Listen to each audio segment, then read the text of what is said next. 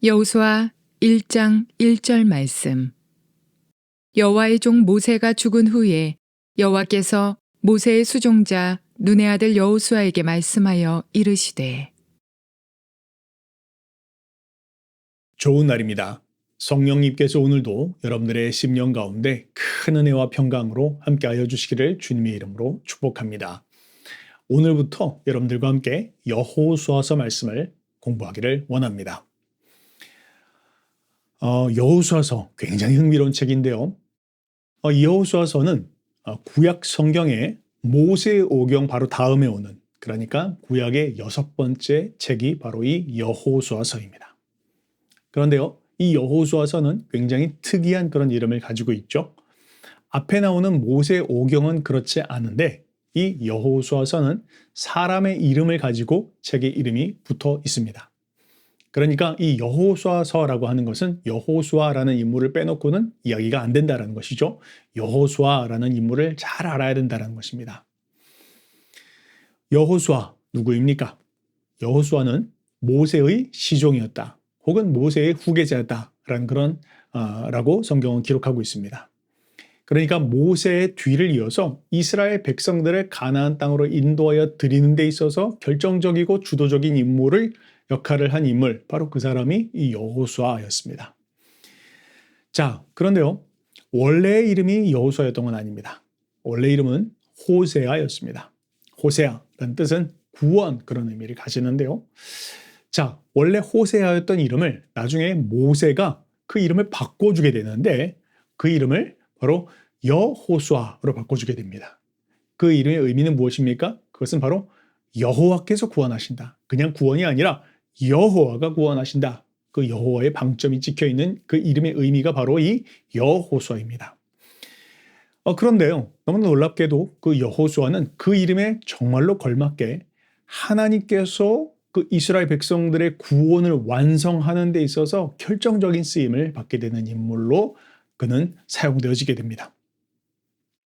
쉽게 말하면 모세를 통해서 하나님은 이스라엘 백성들을 애굽으로부터 건져내셨지만, 그러나 거기에서 멈춰 있지 않고 그들을 약속의 땅 가나안으로 인도하여 들이시는 데 있어서 바로 이 여호수아라는 인물을 사용하셨다라는 것이죠. 그래서 그 사람을 통해서 하나님이 나타내고 또 보여주는 메시지는 무엇이냐면, 이 모든 구원은 여호와께서 행하신다. 여호와께서 너희를 구원하셨고 여호와께서 너희의 구원을 완성하신다라는 그 이름의 의미처럼 그것을 묘사하고 있는 책, 그것이 바로 이 여호수아서다라고 그렇게 이야기할 수 있는 것입니다. 자, 그러면 이제 한번 이 책은 누가 썼는지를 한번 생각을 해봅시다. 먼저 들어가기 전에 먼저 한번 생각해 봐야 될 부분들이 있습니다. 자, 여러분, 우리가 성경을 읽을 때요, 우리는 성경을 바르게 이해하는 것이 필요합니다. 어떻게 하는 것이 그러면 바르게 이해하는 것일까요? 많은 경우에 성경을 읽을 때 그냥 우리는 성경의 적용점을 찾기에 바쁩니다. 그러니까 그냥 성경을 읽거나 혹은 설교를 듣거나 할 때 지금 나에게 뭘 말씀하시는지 적용점을 찾는 데 굉장히 주의점을 둔다는 것이죠. 그것도 나쁜 것은 아닙니다. 그런데요, 만약 우리가 성경을 읽을 때 그냥 비단 적용점만을 찾으려고 한다면 성경을 피상적으로 읽게 되어집니다. 그럼 어떻게 읽는 것이 바르게 읽는 것일까요? 그것은 바로 이 성경이 누구에게 기록되어져 있는지에 대한 부분들에 집중해서 읽는 것입니다. 더 정확하게는 누가 썼고 누구에게 썼고 어떤 의도를 가지고 썼는지를 먼저 파악하는 것이 중요하다는 것이죠. 아니, 이 성경이 지금 나에게 쓰여진 것 아닐까요? 맞습니다. 이 성경이 나에게 쓰여진 거 맞습니다. 그런데요, 이 성경은 나에게 쓰여진 것이 아니라 먼저 이 성경이 기록됐을 때 당시에 그 누군가를 대상으로 해서 쓰여졌다는 것을 먼저 이해해야 된다는 것이죠. 자, 그래야만 우리는 그 맥락 가운데에서 바르게 이해할 수 있게 되고 그 원래의 의미가 무엇인지를 알게 될 때 오늘날 나에게 무엇을 말씀하시는지도 우리는 반추하고 적용할 수 있게 되어진다라는 것입니다. 자, 차차 한번 그런 부분들 더 이야기를 나누도록 하고요. 그럼 한번 이 책을 누가 썼는지 한번 살펴봅시다. 자, 이 책은요, 누가 썼을까요? 네, 여호수아가 썼습니다. 성경 자체가 그렇게 이야기하고 있습니다. 여호수아서 24장 26절 말씀에 보면 이렇게 기록되어 있는데요. 여호수아가 이 모든 말씀을 하나님의 율법책에 기록하고 그렇게 기록을 하고 있습니다. 그러니까 여호수아가 뭔가를 기록하고 있는 그런 내용들을 볼 수가 있죠. 그러니까 여호수아가 지금 이 율법책을 그러니까 이 여호수아서를 기록하고 있다라는 것을 알 수가 있습니다. 또 이것 외에도 곳곳에 보면 이 여호수아가 썼구나. 그때 당시의 상황들을 묘사하고 있는 장면들을 많이 그렇게 우리가 볼 수 있습니다. 자, 그런데요. 대부분 여호수아가 썼지만 여호수아가 쓰지 않은 부분처럼 보이는 그런 부분도 있습니다. 예를 들면 여호수아가 죽는 그런 장면들 또한 기록이 되어져 있습니다. 여러분 이렇게 한번 생각해 볼 수 있을까요? 여호수아가 죽는 그 순간까지 펜대를 놓지 않고 있으면서 내가 이제 죽는다라고 하고 마침표를 딱 찍고 죽었다. 이렇게 이해할 수 있을까요? 조금 상식적이지 않죠. 그런 내용들은 이후에 누군가가 그 내용들을 첨가했구나라는 것을 우리는 알 수가 있습니다.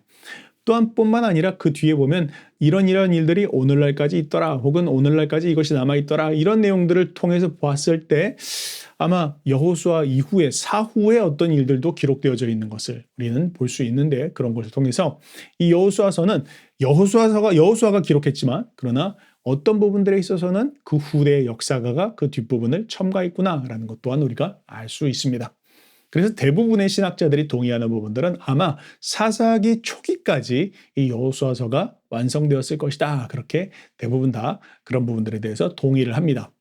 그러니까 우리는 크게 봤을 때 여호수아가 기록했다 이렇게 이해하더라도 뭐 큰 그런 문제가 없다라는 것이죠. 자, 그러면 누가 여호수아가 썼는데 그러면 누구에게 썼을까라는 부분들을 한번 생각해 봤을 때 그 대상은 누굴까요? 그 대상은 여호수아 당시의 사람들입니다. 그 당시의 사람들이 그럼 누굽니까? 라고 이야기했을 때 그 당시의 사람들은 출애굽 2세대 혹은 가나안 정착 1세대 그렇게 이야기할 수 있습니다. 그들은 누구입니까? 네, 그들은 모세를 통해서 함께 애굽으로부터 나온 사람들은 아닙니다. 이 사람들은 출애굽 1세대들인데 이 사람들은 대부분 다 광야에서 죽게 되어집니다. 그리고 그 이후에 출애굽 2세대들이 등장하게 되는데 그들의 자녀들로서 이제 광야의 시간들을 지나가고 가나안 땅으로 들어간 사람들, 이 사람들을 출애굽 2세대 그렇게 부릅니다. 혹은 가나안 정착 1세대 그렇게 부르게 되는데요. 자, 이 사람들을 대상으로 해서 여호수아가 이 내용을 기록하게 되는데 그러면 뭘 기록했을까? 무엇을 남겨주기를 원했을까? 그것은 무엇이었을까요? 바로 그것은 땅에 대한 이야기입니다. 땅, 굉장히 중요한 이야기죠. 더 정확하게 이야기하면 이 땅은 하나님이 주신 땅이다 라는 그런 의미를 담아내고 있는 것. 그것이 바로 이 여호수아서가 이야기하고 있는 그런 중요한 주제입니다. 자, 왜 땅에 대해서 이야기하고 있을까라는 부분들을 간단하게만 한번 생각을 해봅시다. 자, 여호수아서는요, 모세오경 바로 다음에 오는 그런 책이죠. 근데 모세오경은 무엇을 다루고 있을까요? 자, 모세오경에 여러 가지 내용들이 있지만 중요한 것 한 가지는 하나님께서 한 민족, 이스라엘 민족을 하나님께서 일으키시고 그 민족을 통해서 하나님은 한 나라를 세우기를 원하셨다. 그리고 그들에게 땅을 주기를 원하셨다. 그러니까 한 나라로서 기능하여서 그들을 제사장 나라로서 하나님이 통치하시고 다스리는 나라는 이런 것이다라는 것을 온 열방 가운데 나타내 보이기를 원하셨습니다. 바로 그것이 하나님이 이스라엘 민족을 택하신 그런 이유였습니다. 그래서 보면 창세기, 출애굽기 그 이후에 나오는 그런 책을 통해서 하나님은 아브라함을 통해서 민족을 이루시고 그리고 또한 그들에게 레위기라든지 또한 여러 가지 통해서 법을 주시고 그리고 그들에게 땅을 주셔야 되는데 이 땅까지는 모세오경 안에서 진도가 나가지 않습니다. 모세의 삶을 통해서는 하나님께서 민족을 이루시고 법을 이루신 것까지는 했는데 이제 한 나라로서 기능할 수 있는 그러니까 영토가 필요하지 않습니까? 근데 그 영토에 대한 이야기는 모세오경에 담기지가 않습니다. 근데 그것이 어디에서 완성되어지느냐라고 이야기할 때 그것이 바로 이 여호수아서에서 완성되어진다는 것이죠. 즉 다시 말하면 하나님께서 아브라함에게 약속하신 선조들에게 약속하신 한 나라를 이룸에 있어서 민족을 이루셨고 법을 주셨는데 이제 땅을 하나님께서 그들에게 주시는 그 약속된 땅을 주시는 내용들의 성취 이 이야기가 담겨져 있는 것 그것이 바로 이 여호수아서다라는 것이죠. 이건 굉장히 중요한 의미를 가집니다. 여러분 우리한테는 그런가 보다 이런 생각이 들지만요. 그런데 여러분 사실은 오늘날도 이것은 굉장한 핫한 아주 뜨거운 감자입니다. 왜 그렇죠? 여러분 오늘날 뉴스를 틀어보면 국제뉴스 제일 1번으로 나오는 뉴스가 뭡니까? 이스라엘 땅에서 벌어지고 있는 전쟁이지 않습니까? 근데 이 사람들은 이런 내용들을 가지고 싸우고 있습니다. 이 땅이 너희 땅이냐 내 땅이냐, 내 땅이냐 이 땅이냐, 이걸 가지고 지금도 싸우고 있습니다. 자, 그런데요.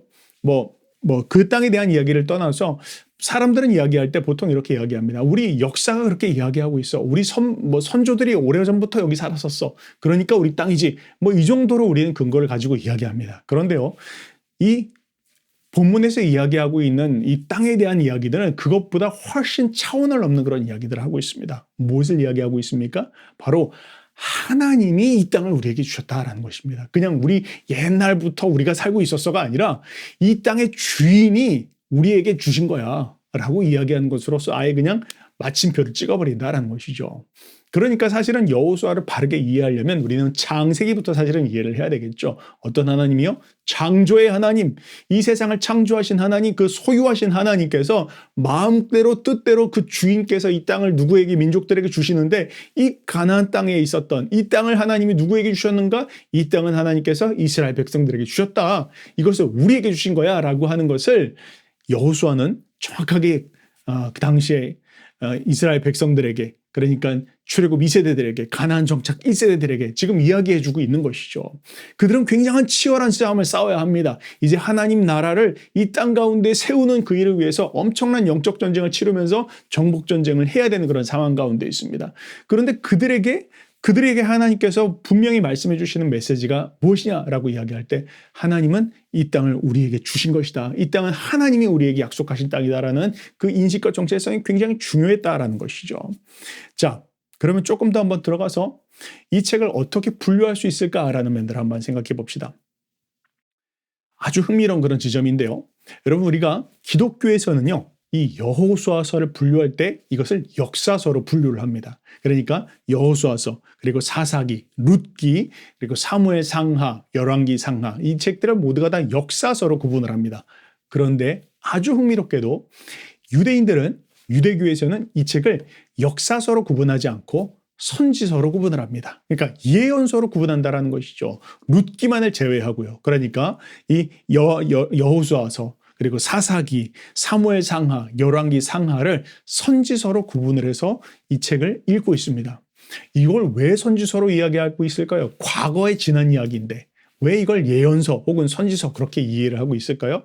이건 굉장히 중요한 의미를 가지고 있습니다. 잘 들어보시기 바랍니다. 여러분, 우리는 흔히 예언 혹은 선지서 그렇게 이야기할 때 미래에 있을 이야기들 그렇게 우리가 이해하는 경향이 있습니다. 그런데 성경적인 의미로 봤을 때 예언서 혹은 선지서라는 것은 미래에 있을 이야기들을 다루고 있는 책이 아닙니다. 더 정확하게는 뭐라고 이야기할 수 있을까요? 이 선지서 그리고 예언서를 정확하게 이해하려면 먼저는 토라의 의미를 먼저 잘 이해하는 것이 필요합니다. 토라 무엇입니까? 그리고 흔히 모세 오경을 우리는 토라라고 그렇게 이야기를 합니다. 그런데요, 흔히 토라라고 했을 때 이 토라를 우리는 율법서 또 그렇게 이해를 하게 되고, 이 율법이라고 하는 것을 우리는 law, 영어로 이야기하면 법, 이런 개념으로 이해를 하죠. 그런데요, 토라 혹은 이 토라라고 하는 것은 그냥 법, law라고 이렇게 이해를 하면 정확한 이해가 되어지지 않습니다. 원래 토라의 본래의 의미는 무엇일까요? 토라의 본래의 의미는 교훈하다, 가르치다, 그런 의미를 가집니다. 그러니까 instruction 혹은 teaching 그렇게 이야기할 수 있는 것이죠. 다시 말하면 모세 오경은 그냥 율법, 법 혹은 어떤 법전 같은 그런 의미가 아니라 하나님께서 택하신 백성들에게 바른 삶이란 이런 것이다라는 것을 가르쳐주고 교훈하기 위해서 쓰여진 것, 그것이 바로 이 모세 오경이라는 것이죠. 그것이 바로 토라라는 것입니다. 한 가지의 기준이라고 그렇게 이야기할 수 있겠습니다. 그러니까 이것이 기준이 되어지는데, 이것이 기준이라면 이제 그 뒤에 오는 책들은 무엇일까요? 바로 그것에 대한 적용 혹은 사례, 그렇게 이야기할 수 있는 것이죠. 자, 그런 의미에서 봤을 때 토라가 바로 기준이 되어지고 그것이 바로 어떤 교훈이 되어지는데, 그 이후의 이야기들은 그 기준에 비추어 보았을 때 이 시대의 사람들은 어떻게 살더라? 그 다음 시대의 사람들은 어떻게 살았더라라는 것을 보여주는 것. 그것이 바로 선지서다라는 것이죠. 미래에 있을 일이 아니라 하나님의 기준에서 봤을 때 바르게 가더라, 옳게 가더라, 그르게 가더라. 이것을 이야기해 주는 것이 바로 선지서다라는 것입니다. 그런 의미에서 여호수아서는 선지서입니다. 미래에 있을 일이 아니라 하나님의 토라, 그 기준의 근거에서 봤을 때 교훈과 가르침을 따라 살았는지 따라 살지 못했는지 그 이야기를 다루고 있는 책. 그것이 바로 이 선지서다라는 것이죠. 자, 그런데요. 재미있게도 흔히 사람들이 여호수아서를 이야기할 때 여호수아서를 단독으로 이야기하기보다 여호수아서와 사사기를 같이 이야기할 때가 있습니다. 왜 이 책 두 개를 같이 이야기를 할까요? 거기에는 이유가 있습니다. 그 이유는 바로 방금 제가 말씀드렸던 것인데 이 토라, 그러니까 하나님의 기준의 근거에서 보았을 때 하나의 책, 여호수아는 그 하나님의 기준의 근거에서 순종해서 잘 삶으로 말미암아 성공한 이야기, 그 사례를 담고 있는 것이 여호수아서이고, 반대로 사사기는 그 하나님의 기준에 비추어 봤을 때 불순종하였고 그로 말미암아 실패하게 된 이야기를 다루고 있는 것이 사사기이기 때문입니다. 그러니까 이 두 책을 통해서 우리는 하나님의 토라의 기준에 비추었을 때 순종하며 살면 이런 성공을 거두게 될 것이다. 그런데 불순종하며 살면 이런 결과를 보게 되어질 것이다라는 것을 여호수아서와 사사기를 통해서 우리는 배울 수 있다라는 것이죠. 이걸 우리는 먼저 잘 이해할 필요가 있겠습니다. 자, 그래서요. 이 여호수아서에 있어서 가장 핵심적인 요절이 무엇이냐라고 이야기할 때 그것을 여호수아서 1장 8절 그렇게 이야기할 수 있는데 우리가 다 알고 있는 내용이죠. 읽어보겠습니다. 이 율법책을 내 입에서 떠나지 말게 하며 주야로 그것을 묵상하여 그 안에 기록된 대로 다 지켜 행하라. 그리하면 내 길이 평탄하게 될 것이며 내가 형통하리라. 그러니까 이 토라를 너희는 네 입술에서 떠나지 말게 해라. 이것을 주야로 묵상해라. 묵상의 의미에 대해서 우리가 지난 시간에 한번 이야기를 하였죠. 이 토라의 말씀을 네 입에서 계속 중얼중얼거리고 그 진리의 말씀을 네가 사수하고 그리고 그 진리의 말씀을 가지고 너의 삶을 계획해 나가는 일들을 통해서 너는 성공하게 될 것이다. 형통하게 되어질 것이다. 그런데 만약 그 일에 있어서 실패하게 되어지면 너의 삶이 실패 가운데로 들어가게 되어질 것이다. 라는 것이 여호수아서와 그리고 또 사사기가 이야기해주고 있는 굉장한 중요한 그런 메시지다라는 것을 우리는 기억해야 되겠다라는 거 먼저 기억했으면 좋겠습니다. 자, 마지막으로 한 가지 또한 언급해야 될 부분들이 있겠습니다. 그게 뭐냐면 여호수아서를 읽기 전에 우리는 한 가지 예방접종을 맞을 필요가 있습니다. 많은 경우에요. 여호수아서를 읽으면서 이런 생각들을 할 때가 있습니다. 너무 잔인하신 하나님이야. 하나님 어떻게 사람들을 다 이렇게 진멸하라고 하셔? 사람들을 뭐 어린이로부터 어른에 이르기까지 막 짐승에 이르기까지 어떻게 이렇게 다 죽이게 하시지? 이런 생각들을 할 때가 있죠. 자, 그런데요. 여러분 우리가 여호수아서를 읽을 때 우리가 이것을 민족과 민족의 전쟁으로 이해하면 여호수아서를 잘못 이해하게 되어집니다. 여호수아서는 그것을 이야기하고 있는 것이 아닙니다. 그러면 여호수아서가 말하고 있는 것은 무엇일까요? 여호수아서는 이 세상의 주관자이신 하나님, 심판자이신 하나님, 이 세상의 통치자이신 그 하나님께서 그 토라의 기준에 근거하여 보았을 때 하나님의 공의로운 심판을 집행하시는 이야기를 담고 있는 것이 바로 또한 이 여호수아서라는 것이죠. 쉽게 말하면 그 당시에 살고 있었던 가나안 땅에 살고 있었던 백성들의 삶의 모습이 어떠했느냐? 그 하나님의 기준에 근거하여 봤을 때 너무나 가증하고 심판할 수밖에 없는 상황 가운데 있었더라라는 것을 성경은 말하고 있다라는 것이죠. 그러니까 그들은 어떤 삶을 살았습니까? 그들은 하나님을 떠난 삶을 살았고요. 바알과 아세라를 섬기고 있었고요. 또한 그것뿐만 아니라 너무나 더러운 근친상간이라든지 혹은 자녀들을 인신공양하는 것 혹은 동성애라든지 짐승과 교접하는 것이다라든지 이런 것을 통해서 그들을 더럽히고 있었고 그 땅을 오염시키고 함으로 말미암아 하나님의 심판이 집행될 수밖에 없었다라는 것을 성경은 이야기하고 있다라는 것이죠. 그것이 나중에 레위기에 보면 이런 내용들이 나와 있는데요. 레위기 18장 24절 25절에 보면 이렇게 나와 있습니다. 너희는 이 모든 일로 스스로 더럽히지 말라.